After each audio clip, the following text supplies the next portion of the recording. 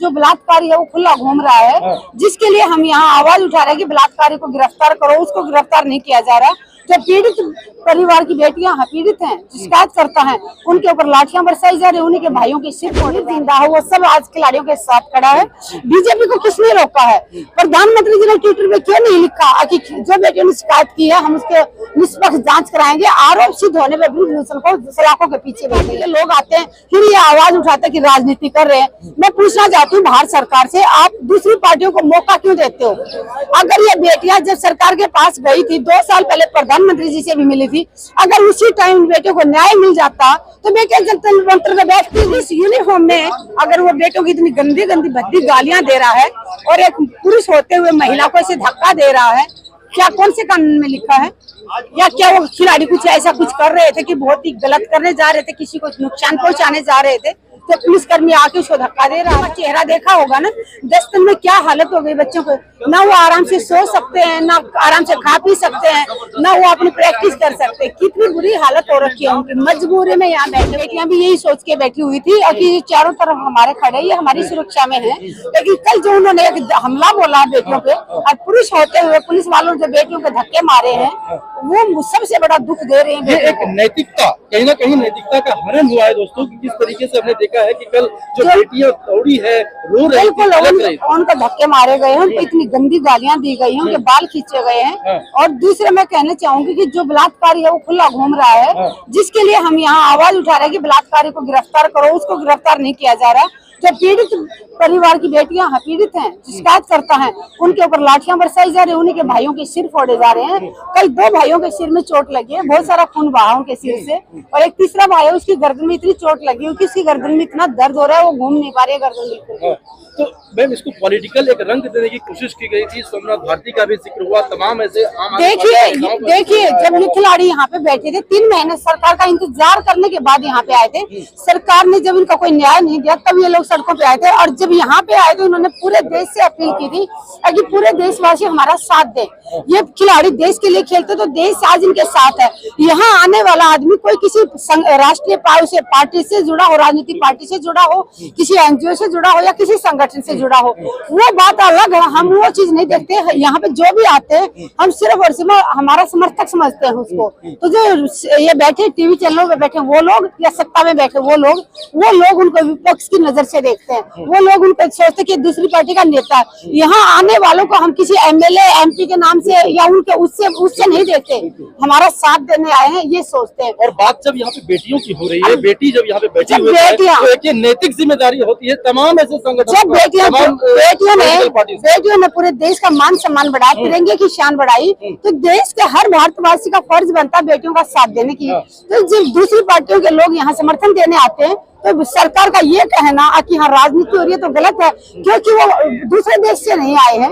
अगर राजनीतिक पार्टियों के लोग जो आ रहे हैं यहाँ पे, उनके घरों में भी बहन बेटियां हैं, तो एक भारतीय होने के नाते भारतीय खिलाड़ियों का समर्थन करना उनका फर्ज बनता है। मैं कहूंगी कि जिसका जमीर जिंदा है वो सब आज खिलाड़ियों के साथ खड़ा है। बीजेपी को किसने रोका है? प्रधानमंत्री जी ने ट्विटर में क्यों नहीं लिखा कि जो बेटियों ने शिकायत की है हम उसके निष्पक्ष जांच कराएंगे? आरोप सिद्ध होने पर ब्रिजभूषण को सलाखों के पीछे भेजेंगे। क्यों नहीं लिखा देश के मुखिया ने कि हम हमारे देश के खिलाड़ियों के साथ हैं? किसने रोका बीजेपी को? वो लोग खुद आएंगे नहीं, खुद न्याय देंगे नहीं, दूसरी पार्टी के लोग आते हैं, फिर ये आवाज उठाते की राजनीति कर रहे हैं। मैं पूछना चाहती हूँ भारत सरकार से, आप दूसरी पार्टियों को मौका क्यों देते हो? अगर ये बेटियां जब सरकार के पास गई थी, 2 साल पहले प्रधानमंत्री जी से भी मिली थी, अगर उसी टाइम बेटियों को न्याय मिल जाता तो बेटियां जनतंत्र मंत्र में बैठती नहीं। तब उसके बाद की वीडियो है, देखिए यहाँ पे चारों तरफ सीसीटीवी कैमरे लगे हुए हैं। आप पुलिस से रिक्वेस्ट कीजिए कि पुलिस सीसीटीवी कैमरे खोल के दिखाए, आपको सारे वीडियो मिल जाएंगे। जहाँ पे हमला हुआ था वहाँ सीसीटीवी कैमरे बहुत सारे लगे हुए हैं, आपको सारा दिखाई दे जाएगा कि किसकी गलती है, किसको चोट लगी। सवाल ये भी खड़ा हो रहा है मैडम, सवाल ये भी किया जा रहा है कि अगर पुलिस को ऐसा कुछ करने से कोई फायदा तो है नहीं पुलिस को, अगर ऐसा कुछ करना होता तो 10 दिन पहले कर देती। तो आपको क्या लगता है खिलाड़ियों ने किया है ये? अगर नहीं तो खिलाड़ी, आप ये बताइए गलती किसकी थी? खिलाड़ियों का बेड जो था उनके जो बिस्तर थे वो भीग गए थे। खिलाड़ियों को चाहिए था कि जमीन में कैसे सोए, गीला बिस्तर है। खिलाड़ियों को फोल्डिंग चारपाई मंगवाई खिलाड़ियों ने, और जब वो उसके टेम्पो में भर के आई तो खिलाड़ी अपनी चारपाई उतार रहे थे। पुलिस ने उनको क्यों रोका, मैं ये पूछना चाहती हूँ। गलती खिलाड़ियों की इसमें गलती कहाँ? खिलाड़ी अपनी चारपाई खुद महिला खिलाड़ी उतार रही थी, पुलिस उसकी चारपाई को छीन के वापस बस में उसमें गाड़ी में डाल रही थी। तो गलती किसकी? आप कह रहे हैं कि पुलिस ऐसा नहीं चाहती थी, तो मैं पूछना चाहती तो खिलाड़ी भी नहीं चाहते थे, तो क्यों कौन चाहता था? चाहता कौन था? शुरुआत किसने की? खिलाड़ी अगर अपनी चारपाई उतारते यहाँ लगा लेते, बात खत्म थी।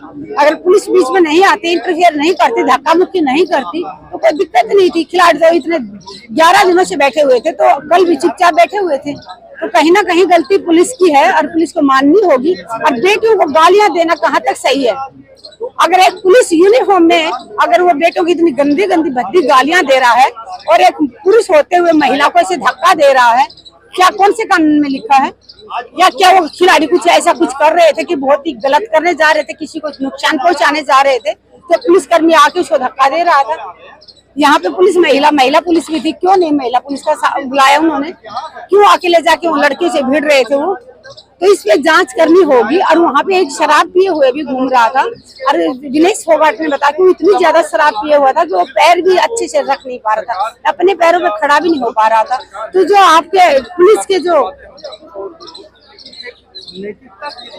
सीनियर अधिकारी हैं उनसे रिक्वेस्ट करती हूँ कि इसकी जांच की जाए और जो आरोपी है उनको सजा दी जाए। यहाँ पे बेटियों का धरना चल रहा है, अगर यहाँ पे ड्यूटी पे शराब पी के ड्यूटी करेंगे पुलिस वाले, ये सही नहीं है। लेकिन पुलिस वाले कह रहे थे कि बिना परमिशन के बेड लाए गए हैं। हर चीज के लिए परमिशन लेके हम पानी पीना है तो परमिशन लें। जब कुर्सियां यहाँ बिना परमिशन के लग रही हैं, जब उनको पता है यहाँ धरना चल रहा है, अगर यहाँ जंतर मंतर में आप कुर्सी लगा सकते हो, टेबल लगा सकते हो, कारपेट बिछा सकते हो, तो फिर बेड लाने में क्या दिक्कत है? और बेड कौन सा डबल बेड वो नहीं थे, फोल्डिंग चारपाई थी, पतली पतली प्लाई वाले फोल्डिंग थे। वो यहाँ कोई कब्जा करने या नहीं आए। जितने दिन जब तक न्याय नहीं मिलेगा वो बच्चे यहाँ बैठे हुए हैं। बच्चों को कोई शौक नहीं सड़कों पे बैठने का। आपने बच्चों का चेहरा देखा होगा ना, 10 दिन में क्या हालत हो गई बच्चों को। ना वो आराम से सो सकते हैं, ना आराम से खा पी सकते हैं, ना वो अपनी प्रैक्टिस कर सकते हैं। कितनी बुरी हालत हो रखी है उनकी, मजबूरी में यहाँ बैठे हुए हैं। न्याय जो उनके साथ शोषण हुआ है उसके लिए न्याय की गुहार लगा रहे हैं यहाँ बैठ के, लेकिन हमारे देश के प्रधानमंत्री सुन ही नहीं रहे हैं।